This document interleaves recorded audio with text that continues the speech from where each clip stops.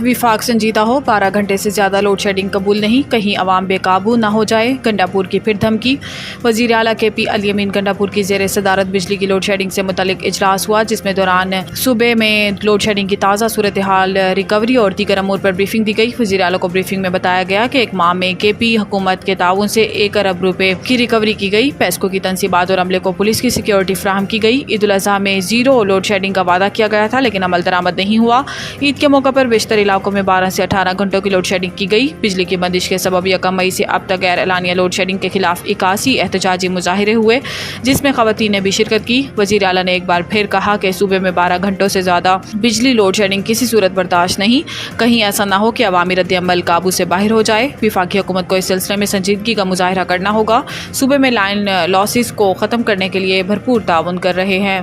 नेपरा की घरेलू सार्फिन के लिए 1000 रुपये तक फिक्स चार्जेस की तजवीज़। ज़राए के मुताबिक नेपरा ने तजावीज़ विफाकी हुकूमत को भिजवा दी, जो इस हवाले से हतमी फैसला करेगी। मुजवज़ा फिक्स चार्जेस बिजली के औसत बुनियादी टैरिफ 5 रुपये 72 पैसे फ़ी यूनिट में शामिल हैं और नेपरा 5 रुपये 72 पैसे फ़ी यूनिट का फैसला विफाकी हुकूमत को भिजवा चुकी है। महाना 301 से 400 यूनिट इस्तेमाल पर 200 रुपये और महाना 401 से 500 यूनिट बिजली इस्तेमाल पर 400 रुपये फिक्स चार्जेस लगेंगे।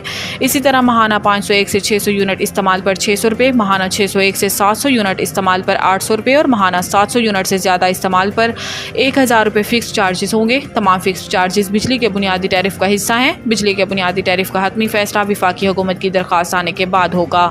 वज़ीर आज़म और बिलावल भुट्टो की मुलाकात नतीजा खेज साबित नहीं हुई। शाज़िया मरी। PP रहनुमा शाज़िया मरी ने कहा कि बिलावल भुट्टो और वज़ीर आज़म शहबाज शरीफ की मुलाकात नतीजा खेज बात नहीं हुई।